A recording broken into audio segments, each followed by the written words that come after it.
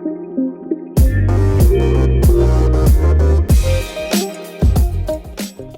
everybody, welcome back. Here we are again. I've missed doing this.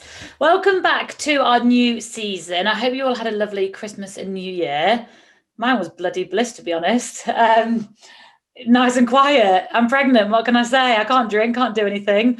You know what? I just think a lot of people loved it. I think in the run up to Christmas, I think a lot of people were dreading Christmas. It's going to be really boring. It's really small. They're going to miss their family, which I was the same too. I'm one of 6 children. I was hoping to see all my family, and then actually, so many people since Christmas has been like, you know what, that was lovely. I actually think this crisis is just going to ruin all of our future family Christmases. I think everyone's realised how nice Christmas can be when it's just us. Anyway, so I hope you did have a nice Christmas this New Year. New Year, not so much. New Year's pretty dull. I was in bed by 10, but. Nice little break all the same. I hope you all had a nice break. I hope those working had a nice time. I hope those who had some time off made the most of it. So here we are back. I'm a bit of a work geek, so I was dead excited to get stuck into the new year and put into place loads of things that I had in mind, and yeah, loads of plans really. So here we are, January 2021. As you'll have noticed, things have been mixed up a little bit here on the podcast. So I thought I'd just run you through initially some of the changes that you've seen and what you can expect over the course of the season. And then I can let you know what we've got organised for this first episode for you. So first and foremost, you'll have noticed we changed the name. So we started the podcast at the beginning of the pandemic, really, last May. And we called it Working for the Rich and Famous. And we made it very clear from the very start and throughout that we are not gossiping about rich or famous people. We are simply providing insights into our lives working in the private sector. And that's cool. And it's been really well received and all the rest. But I don't know, it's just not really sat right with me. And those people that listen to the podcast, don't bother them. They're very aware of what the purpose of the podcast is. But every now and then, I think if somebody new saw the podcast, I just worried that they would get the wrong idea as to what the podcast is. And our clients aren't famous, a lot of them. And, you know, what even is rich? There's a big difference between the wealthiness of our clients, and we don't talk about it anyway. So I don't know. So we've changed it. So we've changed the name of the podcast to Life in Private Staffing, which does exactly what it says on the tin. We are discussing life working in private staffing. So hopefully there's no ambiguity moving forward. It's really clear what we're doing, and I thought it was a good time. So whilst we changed the name, why don't we have a change up of everything? You'll have noticed the branding's changed, the way we present the podcasts have changed. We've now got blogs to accompany the podcasts. So we're just trying to provide a lot more content around each episode to make each episode as valuable as possible. So because we're doing that, because we're going to be providing a lot more content, it would have been mega overkill to have done a podcast a week with the amount of content that we want to do to support each episode. So we've scaled it back a little bit, doing one every 2 weeks.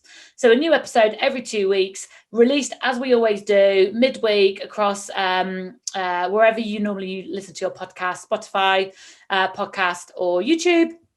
And it just means that once you've listened to the episode, there'll be a lot more material to support that podcast. So fewer episodes, but hopefully more valuable. We're going to do a bit more with them. So that's the plan. Hopefully it goes well. Hopefully you like it. I also want to mix up the guests. So over season 1, we had lots and lots of different people who had all sorts of different jobs in the private sector, which I found really interesting. I think people found it very inspiring. It was educational and it was cool.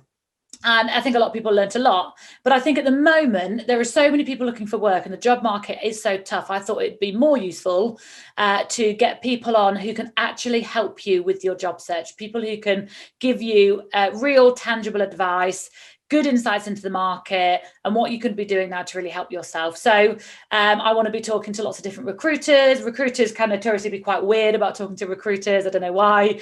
So I'm going to get some recruiters on that aren't weird about talking to recruiters and who are happy to share and network and help and give their input into what changes they've seen and They can let you know if attitudes of their clients have changed, if the types of roles have changed, if they've seen differences in packages. And then obviously, you know, from the horse's mouth, I can tell you exactly what you need to be doing to be noticed by them as a recruiter. So hopefully that'll be useful. I want to get some trainers on. Yeah, I'm also going to try and get some clients on. So a lot of clients won't have time for this, nor the desire, but we've got some lovely clients. So we want to get some clients on who are responsible for employing household staff. They are the employer themselves rather than house managers. So get the employers themselves, if I can, to come on and give their input into their view on private staffing. And they can talk about some of the problems they've had with staff. What are their bugbears? What do they look for? What do they want? How will you succeed with them?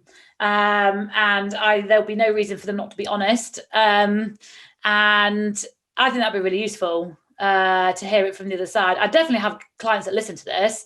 I get emailed from clients saying they listen, they find it really interesting to hear things from the staff point of view. So that's surprising. I didn't think clients would be bothered about listening, but they are. So it's obviously of use to, you know, a variety of people. So as we obviously get into the new season, I'd love a bit of feedback. So if you are liking the changes, if you're not liking the changes, if you've got any feedback, if you've got any input, if you've got any ideas, if you've got any questions, honestly send them through. This will only get better and more useful for you if I know what you want. So email me at philippa@silverswanrecruitment.com. My name has one L, two P's, Philippa, Philippa@silverswanrecruitment.com. I would love to know your thoughts, even if it's good, even if it's bad, even if it's ugly, any feedback. If you have questions, if you want to come and be a guest, if you want to nominate someone to be a guest, if you've got a client or an employer or a colleague or someone you think might be really good to come on and have a chat, I'd love to know. So drop me an email if you have the time. It'd be nice to connect with you anyway. It's nice to know who's sort of listening in. So Philippa@silverswanrecruitment.com. Please do get in touch. And if I do get a load of questions through, then I can do a whole episode answering a load of questions. I could do live questions. So more than happy to tailor this to suit your needs, really. What is it you're wanting at the minute? How can we make it better for you? So that's everything that's changed and what we have planned for the new season. We are kicking off this week episode 1, a bit different because I am interviewing some of my team here at Silver Swan, much to their delight, as you can imagine. Obviously, we normally speak to other people in the sector, but I just thought going into the new year, like, I know that we're in another lockdown, but it just feels different. I'm so much more positive, probably because I know the market's shifted. And at Silver Swan, we're busy, man. Like, we're just busy. We've got roles coming in thick and fast, and everyone's agreeing to exclusivity. It's our new thing. We're going to talk about it later as to how what changes Silver Swan has made in light of the pandemic, which is improving our service offering to both clients and candidates. We want to make sure that we are the best agent for our candidates as well as our clients. So we've made changes. We didn't know how they would be received by our clients. They've been received really well. And as a result, our clients are getting better service.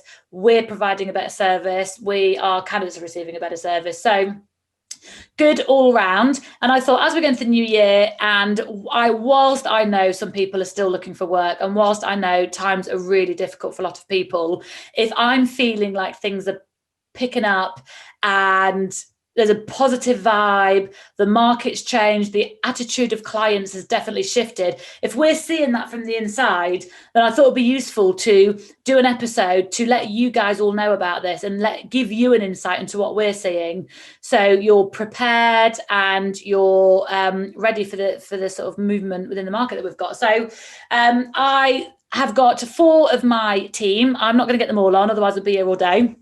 And so I've got 4 of my senior members of team who work on very different desks and have very different types of clients, who have experienced very different things actually over the course of 2020, and who are going to jump on for 10-15 minutes each, and we'll have a chat about sort of what their role here is at Silver Swan, and how the year went for them and their desk, and what changes they saw with their clients, but also how things have changed now and what their situation is now. You know, normally December is an absolute write-off. December, we got really busy. December, January, went into lockdown, expected roles to go on hold. They haven't. We've got so many people out to interview and trial stage. So it's just super positive. And so I thought it'd be really nice to start the year with some good news for everybody, and to and also it's nice for you guys to get to know us a little bit more, get to know some of my team, get a bit of an understanding of some of the things that we're doing at the minute, and hopefully you find it useful.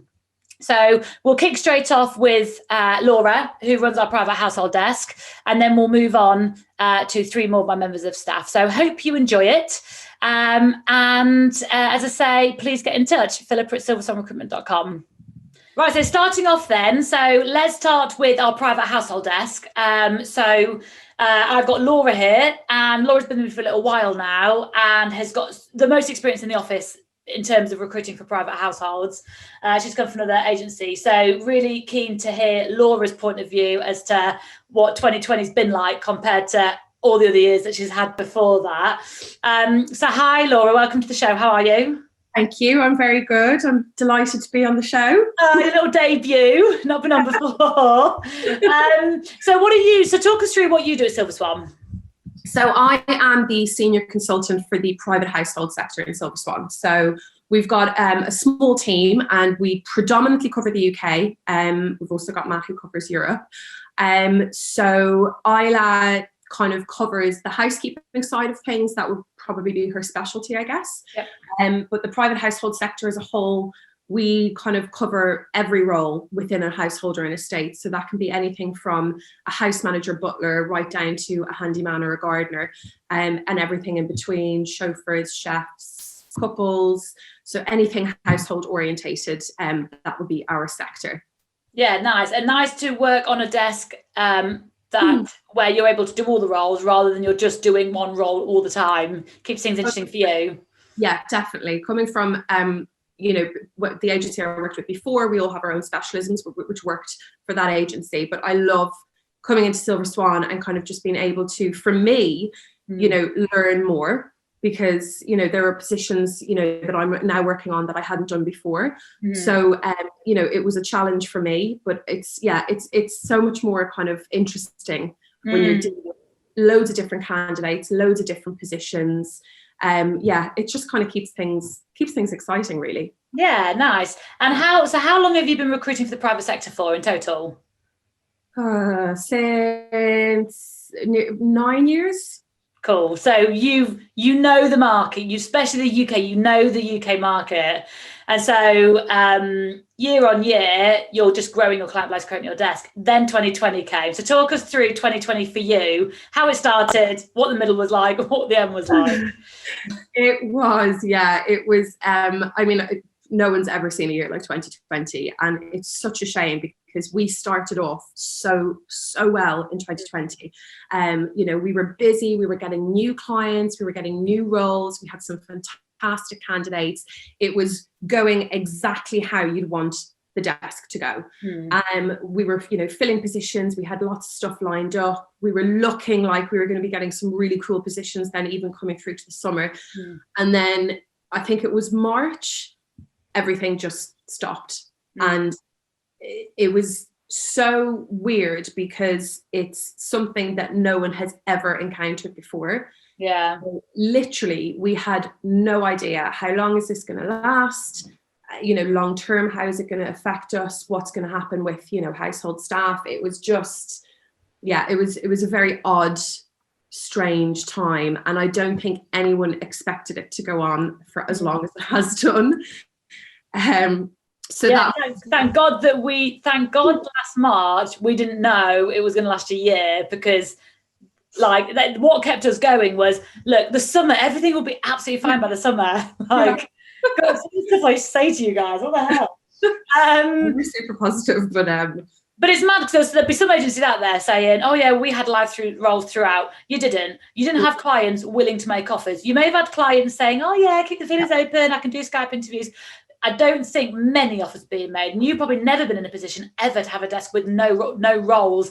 Really, I know you had roles on hold, and you were still shortlisting for some, and there was little bits of activity, but realistically, decisions weren't being made, contracts weren't being sent. Like, it was just all on hold. Like, you will have never had that before.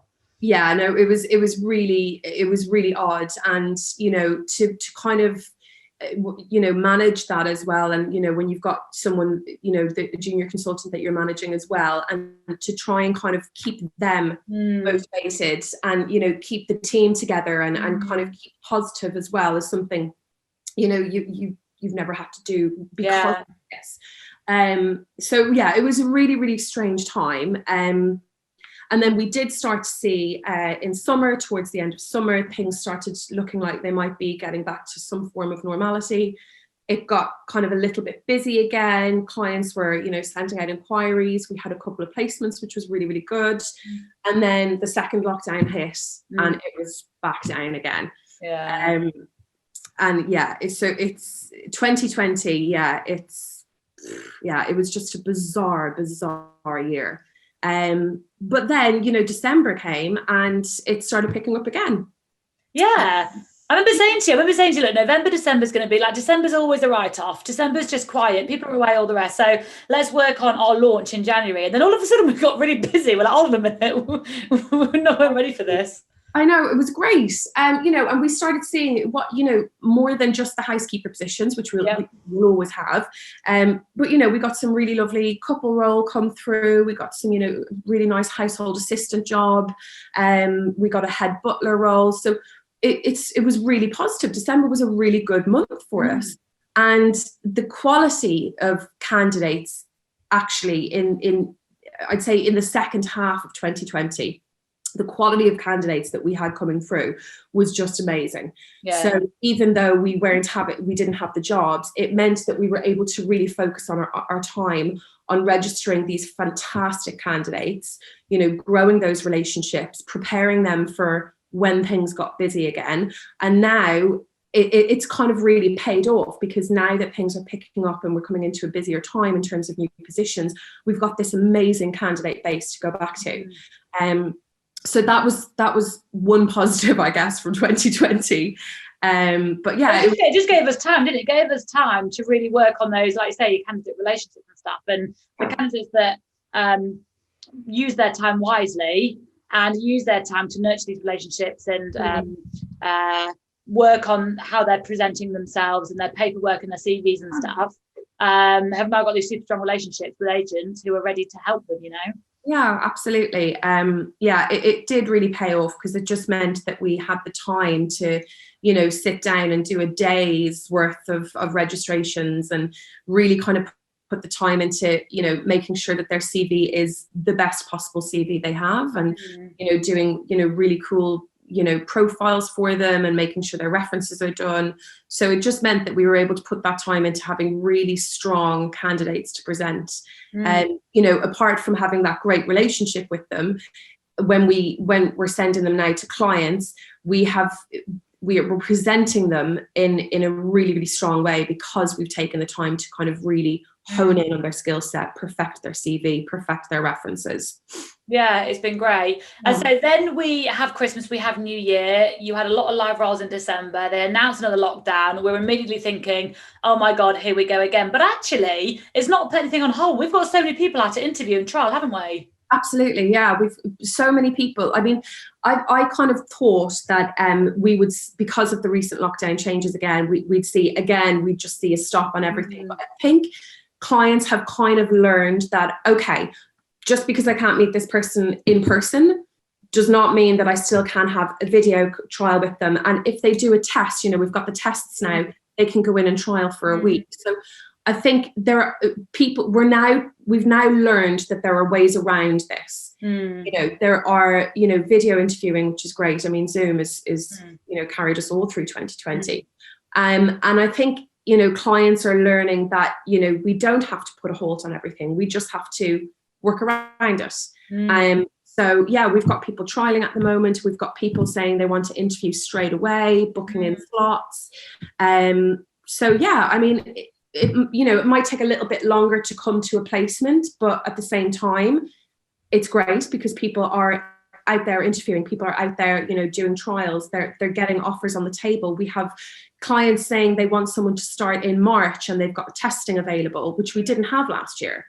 So yeah, it's different, but it's we can see that it's kind of, we're learning, and we're learning. Super positive as well. Yeah, super positive. I've had a lot of people sort of coming to me, and you know, friends, family, and even people on LinkedIn, like, oh God, the lockdown, how are you managing? And it's like, actually, randomly, we are so busy. Yeah. New roles. So whether our clients' like mindset has changed, or I think it's maybe different because there is like, well, this is the last lockdown now, and so people just want to use this time to get their recruitment sorted so things can just sort of move. And the clients that are doing their recruitment now are very sensible, because if they wait until things are normal, it'll be everybody we're recruiting, there'll be a fight for candidates. Use your time now. Whilst we have these really, really good candidates, you will get such higher caliber of candidate using the time now, and use the next 6 to 8 weeks to get the process done, rather than wait in March and expect someone to start within 2 weeks when there's an absolute frenzy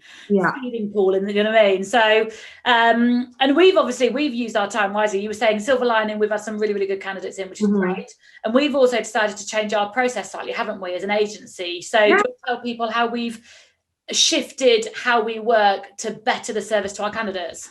Yeah, I mean, we've had some really exciting changes going on internally as well. One of the main one, I guess, is the exclusivity that we're now kind of working on with clients. So as an agency, we don't want to be going up against 4 or 5 other agencies. It's not a motivational tool for a client to do that. They think that it might motivate agencies, but it doesn't. It frustrates us. And it frustrates candidates. You know, I have so many candidates calling me saying they've seen, you know, the same job on 5 different websites, and they can't remember who they applied through first, and they don't know what to do, and why are clients why do they need to use five websites? It's totally counterproductive for clients to do this. So yeah, we now work on an exclusivity only basis with our clients, and it's going to be so brilliant for clients to have that relationship with just one agency, because when it means that we are going to be able to get to know them so much better than we would do if we only had 5 minutes of their time because they've got to call 5 other agencies. Hopefully when things get back to normal, it means we can go and meet these people and see their houses and get a bird's eye look into how their house is run and what their house looks like on a day-to-day basis. And it just means ultimately they're going to get the best candidates out there, because we're going to be able to say to a candidate, we have been working with this client exclusively for, you know, however long time. We know them, we've seen their house, we know their other staff members, we know what works for them, we know what doesn't work for them. That candidates are going to be so happy to hear that. It's so embarrassing as an agent to have to say to a candidate, actually, I haven't had the time to talk to this client yet. They've just been emailing me because they're too busy to talk. Or, you know, if a candidate says, well, I've seen this job on another website, it puts us on the back foot, and it's not going to do. It's embarrassing, like that quality of service. Like, it's and you were saying, since we've had this as a policy, we thought we would start to onto clients and that we would lose a lot of initial clients that we were willing, but actually everybody has recognized the reasons for doing it and appreciated our courage and, you know, for doing it. And actually, like, you're right, no other agencies had the balls to come up and say to us, it's us or us only. No one else has said that. And so actually it's positioning you already as a more professional agency. 100%. And also, I mean, if a client says to me, yeah, I'll work with you exclusively, the pressure's on. You've got to deliver. That's the thing. You've got to deliver. You've got this person to give you what you've asked for. You have to deliver now. So it makes me as a consultant more accountable. It makes me step up, and it makes me kind of go, okay, I've really got to fill this position now. Otherwise, what has been the point for this client? You know, so, and like, it's also, you know, for a consultant, it is a pride thing as well. You know, if you get exclusivity from a client, you want to be able to say to that client, done what I could, I've done what I told you I would do. I've got you a candidate. Yeah. I can't wait to work with you again. Yeah. And you can kind of come away from that experience going, okay, brilliant. I got exclusivity from this person. They're going to work with me again. I'm doing my job well. Yeah. So yeah. And the client as well, like, is over time having this relationship, how quick and easy is their recruitment going to be? Because they could text you, Laura, housekeeper, please. That's all you need to know, because you've worked with them and you filled so many roles there before. So rather than every single time their recruitment's an absolute ball ache, it's like, oh my God, I need to go to all the agencies, send a job description. I haven't got time to talk to anybody. I'll just hope that some CVs come through. And from our point of view, it's just that they're not able to give the communication that we need to work with them properly. If a client, like, when there are agencies out there, and we used to do this, clients will say, here's job description, send me some CVs. Haven't got time to talk to you. We used to send them CVs. Like, and agencies do that. And why would an agency do that? Because that's not fair on the candidate to put them forward for a role that we know nothing about, knowing we're not going to get any feedback unless that CV randomly happens to be what they're looking for, which is such a slim chance. Even if they come back and say, yeah, that CV is what we're looking for, the candidate could easily be like, well, I still don't know anything about the role. So it's really unfair on the candidates for agencies to be putting them forward for roles that they know nothing about and that they're in competition with. It's a complete waste of the candidate's time. No feedback, no information. It's so shoddy. And then clients that are paying a fee for this shoddy service. So it just seems to be a poor result for the recruiter, for the client, and for the candidate, all because the recruiter hasn't got the balls to say, pick your agent and work with that agent and build a good relationship. So we've started doing this. And I don't think we've lost one client. I don't think one client said no. I think every single client said, yeah, go on then. Let's work together. What I never understood was, I mean, if I was asking for someone to come into my home and, be around my family and look after my belongings and my home and my space, I would not feel comfortable sending someone an email and going, hey, I need a housekeeper. Can you send me some CVs? I would be like, okay, that's no. I need to trust you. This person is coming into your home. A lot of these people have children. They're coming in to look after your children, to cook for you, to look after your belongings and your valuables. Don't do that on an email. Yeah. How does that? It's crazy. I think he's touched on it before, but it's such a misconception that clients think if I get 5 recruiters, I will get the best. Like, they'll be competitive and work hard. I've never cared as less for a role when there's 5 other, when I can see it's been advertised already for months with 5 other agencies. I am not interested. I want good quality roles for my good quality candidates, and that to me is not a good quality role or a good quality client. Clients need to pride their role and pride themselves on being better than that. And I think, and already, as I say, when we decided this, we thought it was ballsy and that we would lose a lot of clients initially because clients might not want to do it, and that over time it would pay in our favour because the service that the clients that are working with us are getting is so much better, and it would work. But actually, like, how brilliant, every single client we said to them is us and us only, because this is the only way you're going to get the best quality service. All of them been like, yeah, why didn't we start this sooner? And it's just nice because hopefully over the course of 2021, clients are obviously going to get a much better service, which is just going to do really well for us. But ultimately, I want candidates to know that Silver Swan provide the best service because they've got quality, real clients with real roles and decent feedback. And we're just not going to waste people's times. And I know at the minute, candidates are super frustrated because so many recruiters are wasting their time. And they are, and it is because the recruiter is choosing to work with crap clients. Yeah, I totally agree. I mean, I've seen so many posts on LinkedIn recently about recruiters, posting jobs with salaries that are like 10, 15k below market rate, or fake roles, stupid roles. Yeah. Totally unrealistic. It's like, yeah, I understand that obviously 2020 has been a struggle for us all, but don't let that affect your standards of service. Yeah. Don't let that make you a lesser agency or a lesser consultant for us. Stand by your values and stand by your quality and your level of service. And also what clients need to understand as well is candidates are very much driving the market these days. It's the candidates who can kind of afford to be quite picky, and it's candidates who can kind of determine whether or not that position is going to be filled and going to be a success. Because the candidates that are out there at the moment, they're so good at what they do. and they've got such great skill sets, and they do have their pick.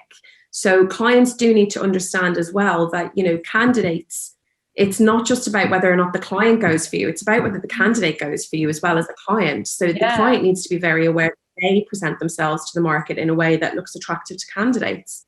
And having one agent represent it who knows your role really well, who's really selling your role, advertising your role, is gonna do you a much better service than having your role on 10 different job boards, 10 different websites. It's going to make your job look like a problem job. Yeah, 100%. It puts candidates off straight away. So it's so true. So hopefully over the course of 2021, we are busy now. The roles have been coming in thick and fast. Clients who agree, every single client we've spoke to has agreed to exclusivity because they want a decent agent with a decent quality service.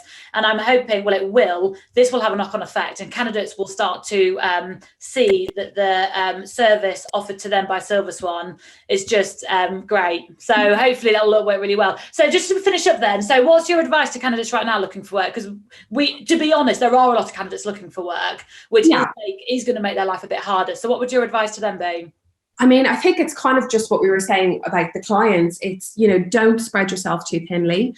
If I were looking for a job in the market now, I would be I would do my research. I would be careful as to who I'm reaching out to. I would not just blindly send my CV to a list of email addresses and hope for someone to respond.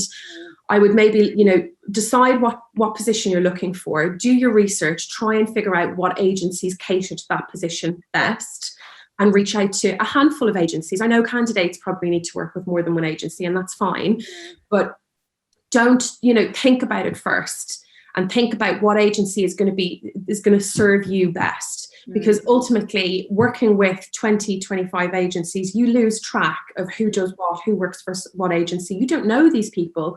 They just become a name behind an email. Whereas if you work with maybe 3, 4, 5 consultants, you know them, you've met them, or you've had a Zoom with them. They know your CV. They know what you're looking for. They're not going to bombard you with jobs that ultimately won't work for you. They're going to take their time and tailor their search to you. So I just think for candidates now, I know it's probably, for a lot of people, it's probably a very worrying time. And I know a lot of people think that, probably the best way to go about getting a new job is to reach out to as many people as you can. But the private household industry is such a small world.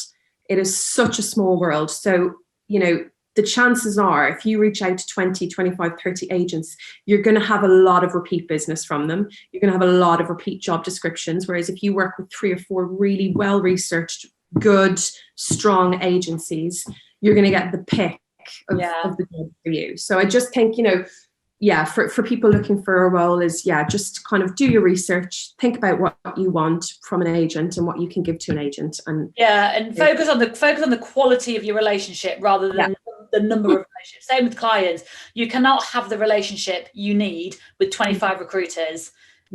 Because they'll not know who you are. You'll not prioritize them. You don't know who they are. But if you've got somebody that you know really, really well and you speak to all the time, like, you prioritize them, and they don't have to be the most experienced candidate. You know what I mean? But they're the ones that we know and like and trust the best. So good advice. Well, thank you very much for that. What's the best way of people getting in touch with you? So they can email me directly, Laura at Silver Swan Recruitment. We also have the households at Silver Swan Recruitment email address. That the team picks up those emails. So we're always happy to get emails and phone calls. But if anyone needs any advice, wants to send me their CV, just has any questions, feel free to email me directly. Fabulous. And all your roles are on the website? Yes. Yeah. Fabulous. All on the website. Cool. Well, thank you very much. Thanks for your time. Thank you. Speak to you soon. Right, so we've got Matt. I've got Matt now on to come and talk about a little bit about his desk and what he does. So Matt's actually been with me the longest, haven't you, Matt? Matt is my longest serving member of staff now. So he's been with me for years and seen Silver Swan go through everything now, really. So actually quite nice to have somebody on the team that's been with me from really, really early on. So what are you responsible for here at Silver Swan? So I look after anything that's to do with based in Europe. So whether that's private households, permanent residences out across mainland Europe, chalets, villas, yachts. So basically anything in mainland Europe, really. You definitely have the most variety in the roles that you recruit for. Yeah, really Which nice. I place? speak to such a broad range of candidates, people all over Europe. So loads Yeah. of different nationalities. It's great, actually. Really interesting to hear their backgrounds. And a mixture of types of contracts, because you'll get temp positions, lots of seasonals, and permanent as well. Yeah, so when I first joined, it was mostly chalets. So real high volume of candidates. We were sending out 50 to 100 candidates out to the Alps every year, but it's really changed now, and it's developed into more private households, yachts, villas. So yeah, real diverse. It's great. Yeah, cool. And I suppose being the one responsible for the placements in Europe, we'll go into this in a minute, with Brexit happening and British people struggling to go work in Europe, actually, again, this will help your desk thrive, I think, because you're a specialist in Europe, aren't you? So as long as you've got the European candidates, then you'll be good to go. Yeah, definitely. And yeah, I'm sure we will briefly mention Brexit, but yeah, it's definitely changed my role a lot. But like I say, it's really developing and changed maybe for the better, actually. Well, exactly. So many people are saying this, aren't they? It's like, oh my God, this time last year, where are we now? No, not this time last year. Last sort of like June, July, things were horrendous. Now people are like, actually, this may work out all right. So, so you do a lot of the season. So all the summer villas, winter chalets, you do all of that, which is really high volume, isn't it? So you'll send a lot of people out each year. So 2020 must have been an absolute bomb hitting your desk. So you normally send 50 to 100 people out over the course of a winter season. So what happened last year then? Were people recruiting at all? Were things on hold, or did it never even really get started? So yeah, it was really difficult. Obviously, there was so much uncertainty with COVID, travel restrictions and everything like that. And we did have some positive spells where villas got really busy over the summer at one kind of particular month. I think it's around about July, where travel restrictions were lifted a little bit. You travelled to the south of France, and our villa program was just huge all of a sudden, which was great. People were able to take their holidays. I think you may have even had a short break. Definitely did. Yeah, make the most while you can. So yeah, villas got really busy while people were able to travel, but then things changed again. We kind of hit the wave, and yeah, heading up to the winter season, people were still really keen to recruit. People did still want their ski holidays, but then speaking to tour operators, you may have seen the news, one or two operators sadly had to close this winter, and it's just been a really difficult year. But who knows, hopefully next winter things will get back to how they were, and we could be busy with sending lots of people out there again, hopefully. Well, that's the thing as well. I've got friends that own businesses, own gyms. Obviously, I've got the recruitment agency, and I've got a sister that owns a ski company. And all I sort of keep saying to people is like, it's not that all your hard work has been for nothing. It's not like it's all gone. It's just on hold. Do you know what I mean? At the minute, within the next 6 months, I think, life will be back to normal, and businesses will, I think, mega thrive, because people will be desperate for holidays, desperate for gyms, desperate for staff, hopefully. So it's not as if no one will do ski seasons and that's a really, that door's closed. It's just not happening this season, isn't it? Like you, I'm sure you're desperate to get out into the mountains.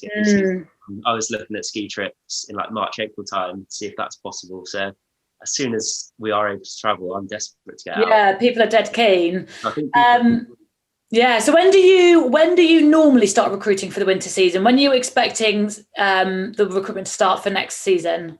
Generally, I'd start thinking about candidates in as early as June and July sometimes. Start thinking about our really great candidates that we've placed previously. Yeah.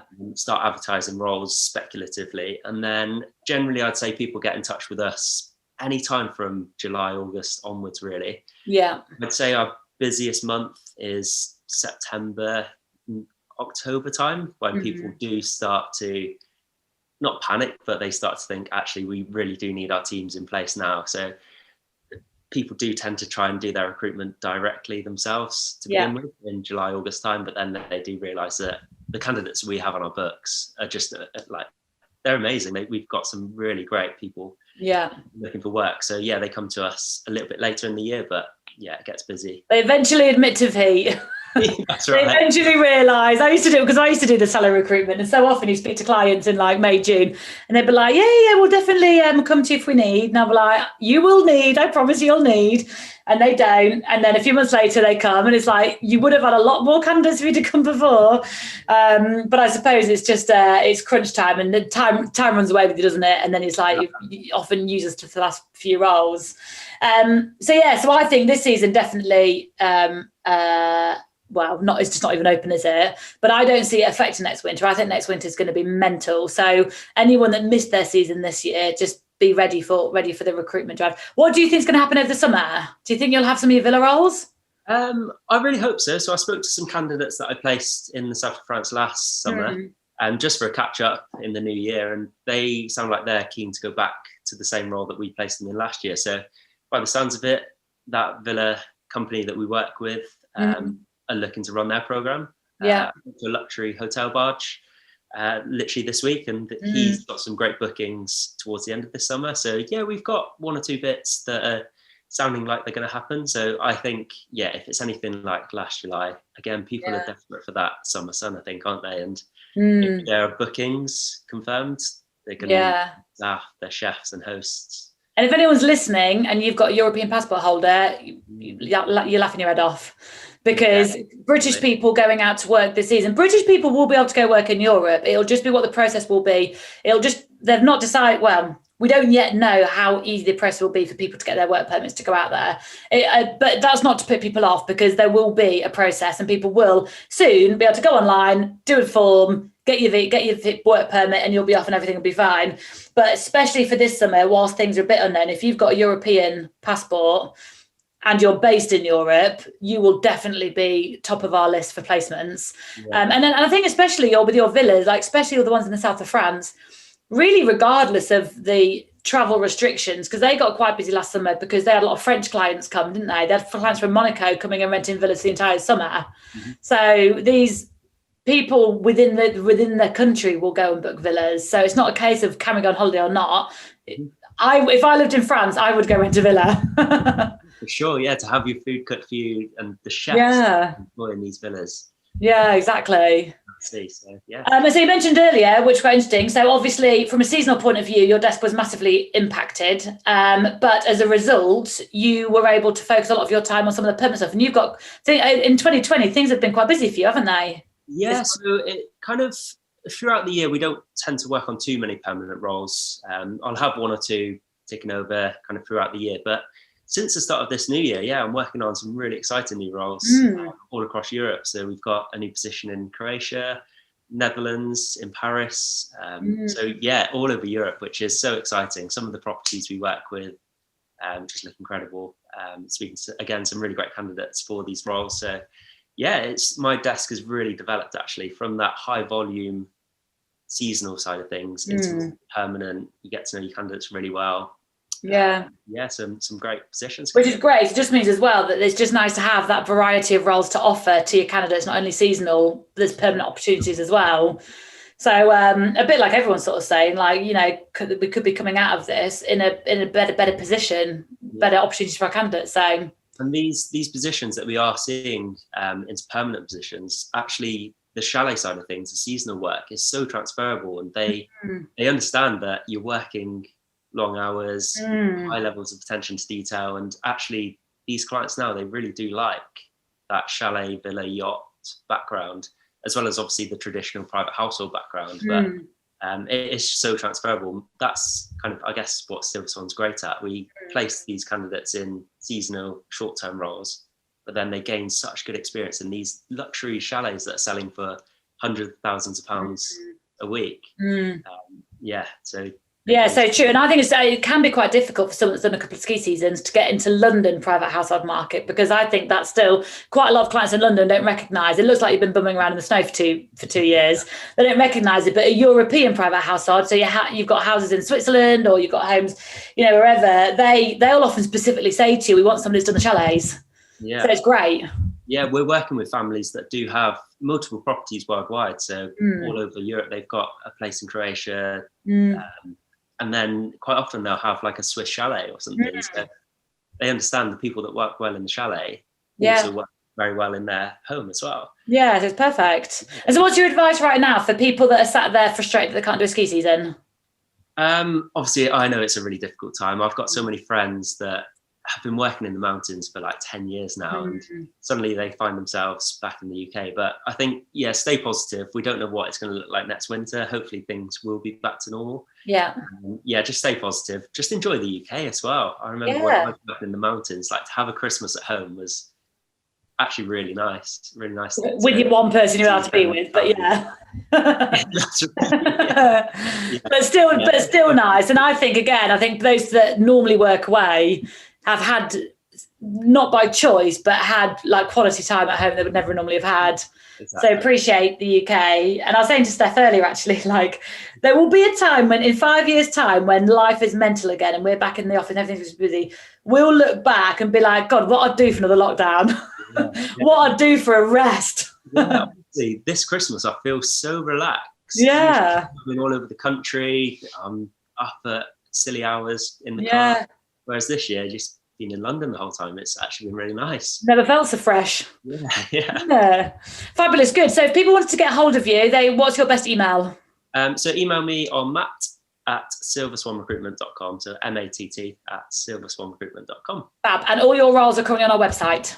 They are, yes. Yeah, got some really exciting ones and could get a call today, tomorrow, next week. So yeah, keep an eye out. You could still get roles for people to go work in a chalet over March, April. Exactly, yeah. And speaking to clients, private chalets, they are still desperate to get out there. So yeah. Yeah. Fabulous. Cool. Thank you very much for your time. Thanks, Philippa. See ya. Right, so I've got Steph here now that I would like to have a quick chat with. Steph's been working for me for over a year now and isn't based in the UK or Europe. So it'll be interesting to find out a bit from Steph about what she does for us and how everything's affected her. So hi, Steph, how are you? I'm really good, Philippa. Thank you for having me here. Good. It's actually your second appearance on a podcast because we spoke with you, didn't we, months and months and months ago at the beginning, because Steph used to work in private aviation, so we did a podcast with her. So you've been here before. Yes. So do you want to tell us a little bit about what you do here at Silver Swan? Yes. So I'm based in Dubai and I run the Dubai branch. I look after the private household for Dubai, Abu Dhabi, the whole UAE in general. Do a bit of the aviation recruitment as well. And that's it. It's quite a challenging market at the moment. Let me say. Well, it's challenging. For anyone that has ever done this, and probably listeners haven't, setting up a complete cold recruitment desk in a country where no one's ever heard of you, like setting up a new desk in our London office is difficult in itself because you've got no clients, you've got no candidates, and you need to start from scratch. But setting up a desk in a new country, a new continent, with no clients, with no candidates, is very difficult. And so you did that completely on your own out there, sort of from, wasn't it, October, November 2019. So you had a few months getting things off the ground and then a pandemic struck. So like terrible timing for you. Yes. So it started really well, actually. We managed to set it up quite actively when I just opened the office, the branch here in Dubai. And the first few months were really good, very exciting. We managed to kind of like get to know people and get connected quite easily. But then, of course, this pandemic struck and everything just kind of froze for quite a few months. So literally from actively recruiting for many roles in the first 3-4 months, we went virtually to zero. There was nothing. I think the big difference was the way the government actually handled the pandemic here in UAE. They were very, very strict from the beginning. We were not able to leave the house. We need to get permission, even to go to the supermarket, something as simple as going to the pharmacy. So even the private households, they kind of got very scared, if I can say that, to keep the recruitment process in progress, because they would have got to demand for special permission for candidates to come in and interview. And of course, everybody was actually scared, really scared of the virus and being infected. Don't know if I got infected, but yeah, basically that's what it was at the beginning. So everything kind of came to a standstill for quite a few months. But because everybody complied with the government regulation, I guess the UAE picked up a little bit faster than other countries, like from you in comparison to Europe, where all the frontiers were open, everybody could travel. Here, they blocked everything, so it kind of contained the spread of the virus.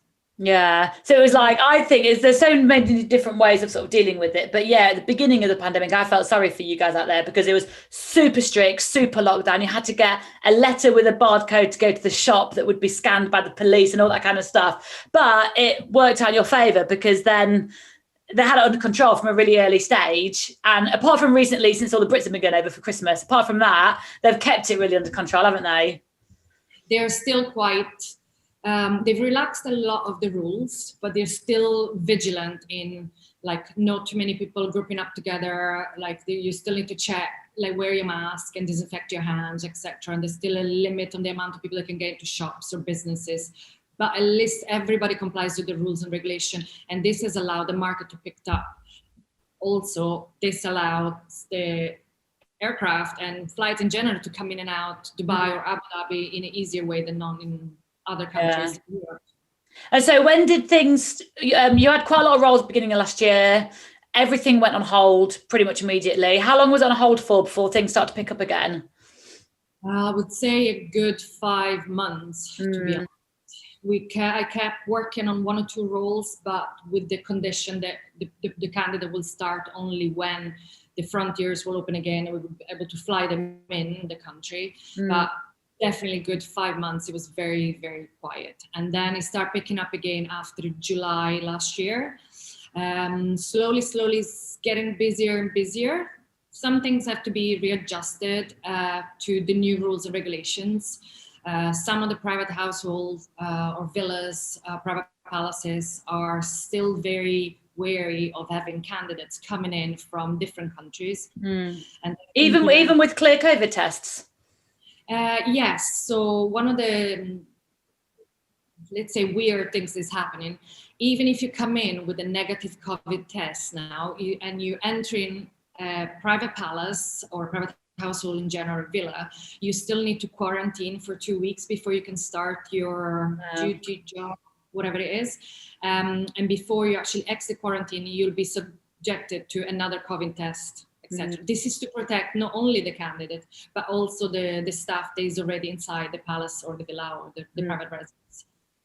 So that makes recruitment harder because that's all well and good once someone's been offered the job. You can fly them in, have a test, fly in, quarantine, eventually start. But if they're wanting to interview in person, then this is it's a strain as well. So some of the roles are easier than other. For example, if I'm trying to find a palace manager, the interviews can be conducted like we do now on Zoom. You're in the UK, I'm in Dubai, and we can talk and have a chat.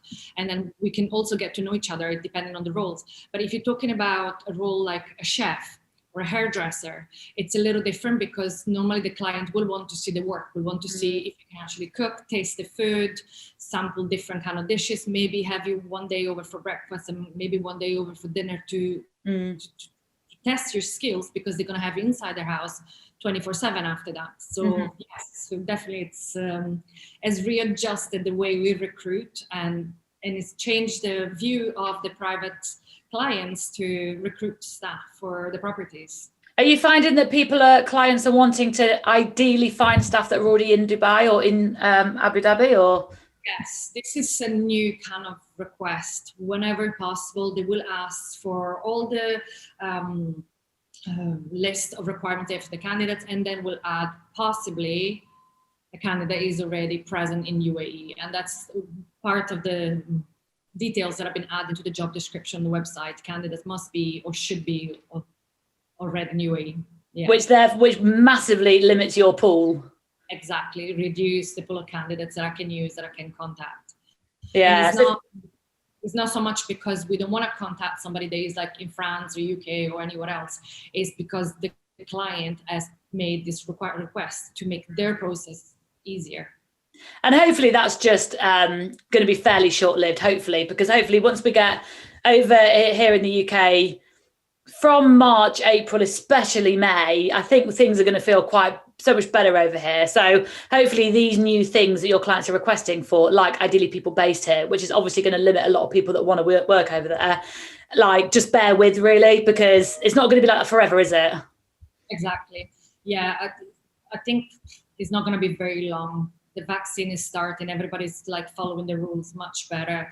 I think in the next few months we're going to see a pickup. Yeah. With us and the ability to actually fly in and out.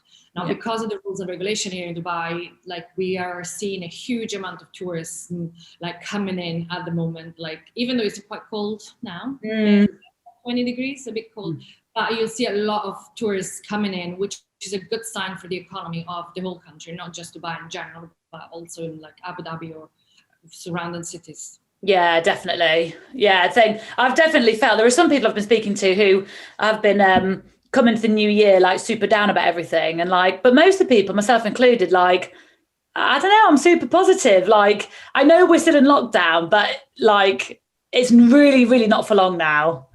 Do you know what I mean? And we're never going to get this again. Like, actually try and enjoy it a little bit. Try and enjoy not having to see anybody. And like, we'll look back in a year's time and be like, oh my God, I dream for another lockdown. You know what I mean? When your liver's dying or when you're sick of seeing people.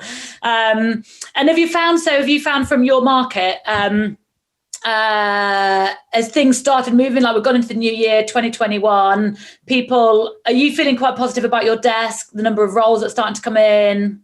Definitely. Good. Been an increase in the amount of roles we're receiving. Some of the roles, yes, they do have maybe starting dates for in a month or 2 months time, but I definitely see a difference in my desk and the amount of requests for staff that we're getting. Also the roles that we're getting. Before, maybe we had November, December, there was a lot of requests for temporary staff, we don't normally deal with. But there was a lot of requests. Now people are getting a bit more relaxed. They see that the flights are coming in and all the safety measures are in place. So they're a bit more open and actually recruiting. And definitely on my desk, I've already started seeing a difference. That's really great. And you're definitely starting to advertise roles out there. So I think anybody sort of listening that is keen for work over in the UAE, keep an eye on the roles, keep in touch with you. Steph at silverswanrecruitment.com. People can email you on. And ultimately just be readily available and be patient. If it is a particular role that they're looking for somebody ideally in the area, just be patient, because if they don't find that person, they may then widen their scope, mightn't they, and consider other people. So it's not like a no, it's just a no for now. Exactly. That's an important part. I think we need to understand how it's not just the market in general that has changed, but the condition of the jobs are slightly different now. We cannot expect to have exactly the same condition for the same position of 2 years ago. The salaries have changed. Yes, people, they have in some position maybe lower their salary, but up their well-being condition. So candidates now, they really need to like make themselves more available and more flexible. Just because we're talking about Dubai, Abu Dhabi, the UAE in general, it doesn't mean that it's like, you know, the pot of gold, let me put it this way. Even here, people have been through rough times. A lot of people have lost their jobs, like everywhere else in the world. So I think candidates now that apply for a position, they have to make themselves slightly more available, a bit more flexible to the condition. And remember as well that at the beginning, when we contact you for a role, for a position, we still need to put your CV and profile forward to the client. It's not us that would decide if you're going to get the job or not. We just put you in contact with the client. And this is a process. So at the beginning, you might not be 100% satisfied with the condition, but you also need to prove yourself, prove your ability, prove that you can perform the job at a certain standard. And then the condition will come into place at a second stage. Yeah, exactly. We sort of see it here. Like, yes, you can be have certain criteria that you want. You want this, you need this, all the rest. But you also have to bear in mind that unfortunately, it's not clients that are trying to mug you off or clients that are trying to, get better deals. The fact is the clients have more choice. Like the candidate pool is massive. The client has got way more choice than ever before. So it's not that they're trying to take advantage of the situation and take advantage of the fact that you've been unemployed for so long and all the rest. It's the fact that there are a lot of people wanting the job. So they can be as selective as they like. So I agree with you. A good bit of advice there. Be open, flexible, amenable, good communication, keen. When you get through to offer stage, that's the time to talk about things that you will need in the package. But if you start talking about things you need in the package before the client's even seen your CV, it's just unattractive. It's just unattractive.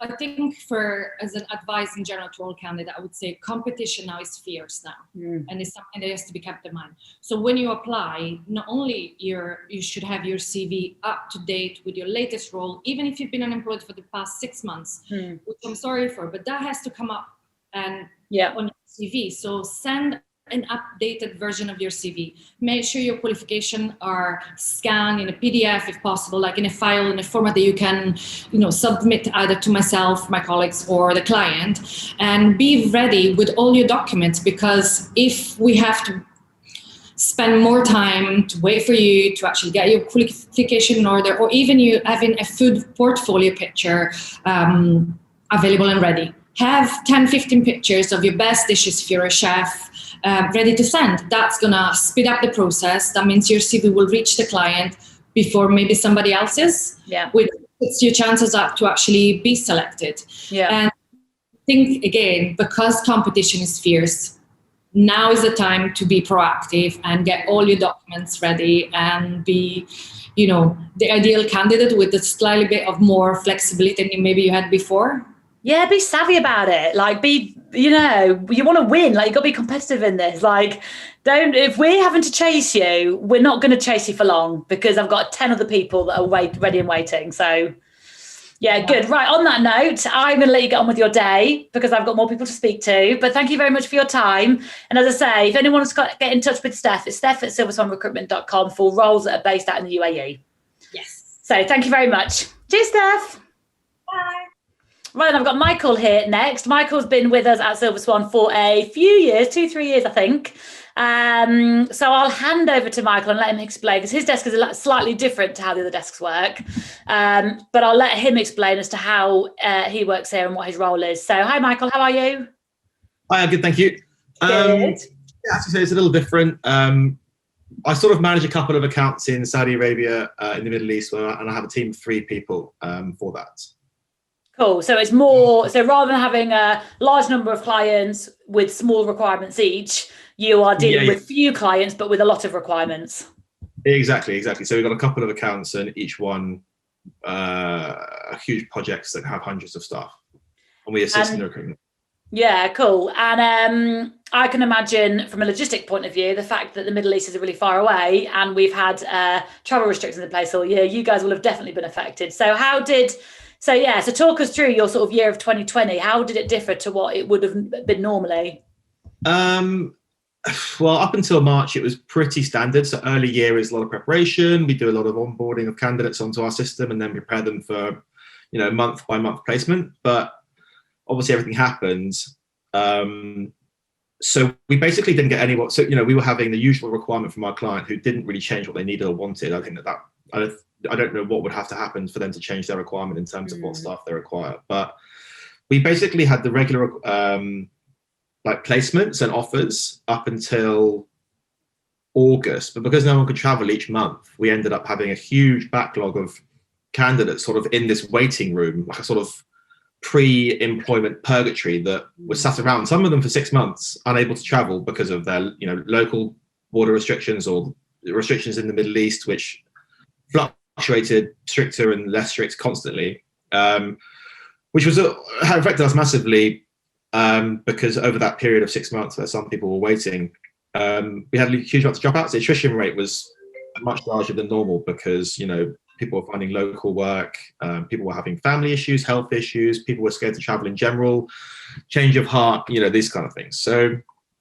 it was a lot of work, and replacing all these people that are dropping out was really labor intensive. But because I would say that on balance, we had a massive, our application levels were a lot higher because other sectors were struggling.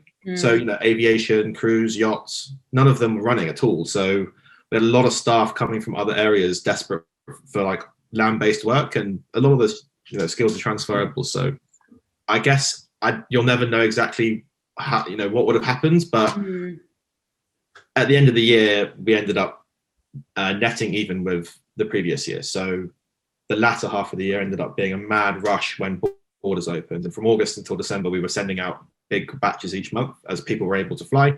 The client ended up flying people privately or with charters. So yeah, it was a real roller coaster, and we ended up having to focus on different areas of our recruitment process in different parts of the year, rather than doing sort of an A to Z each month. We ended up doing all the beginning bits of the process early year, and then all the travel logistics and placements and whatever late year. So very different, but we had a good year, luckily. Yeah, I think unlike a lot of our other desks, and probably a lot of agencies, to finish the year having placed roughly the same number of people as the year before is amazing. Like, we're so grateful. Like, it worked so well, and you even increased your team. You had a new member of staff during the year, didn't you? Well, yeah. So we started off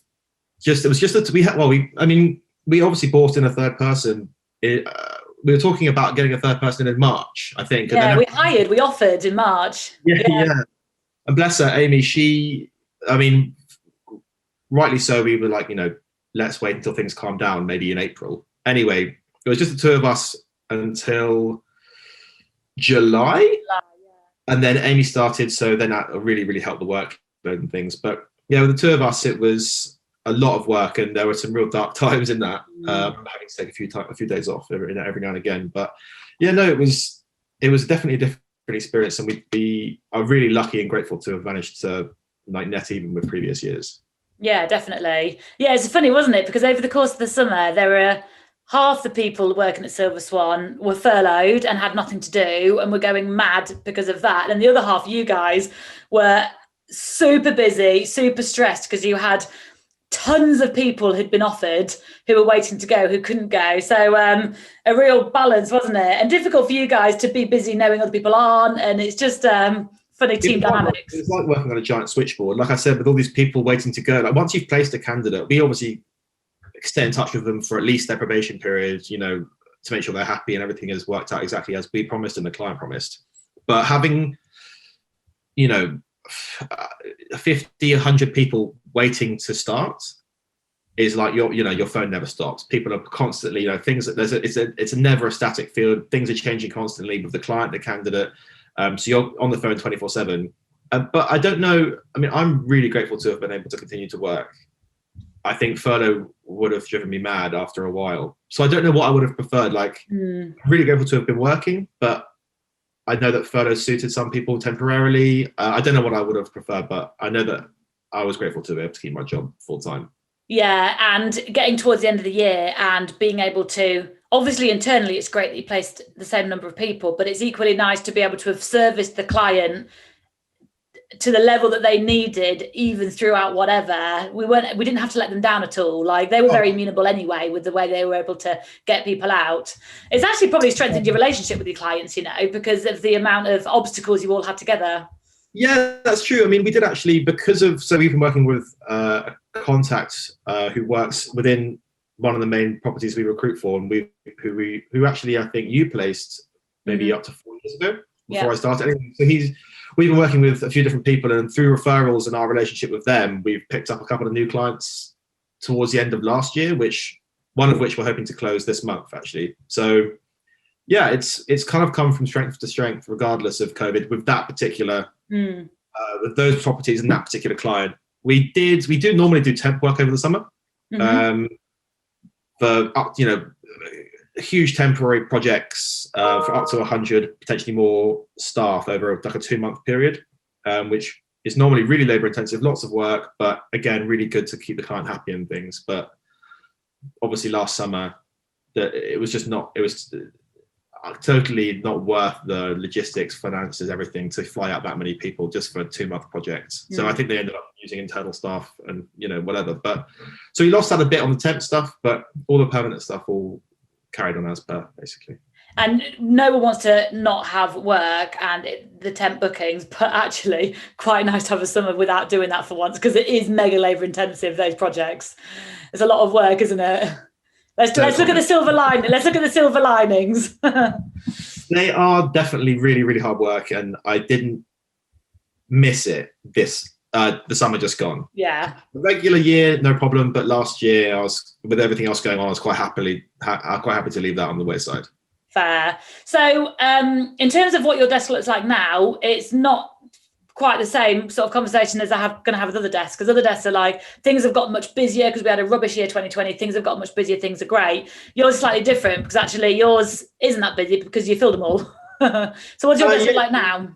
This year, like this month, is no different. Like early year, we're just tying up loose ends from the previous year. Yeah. So we have a small amount of candidates still going through the last stages of their onboarding process, and we'll be traveling this month and probably early February as well.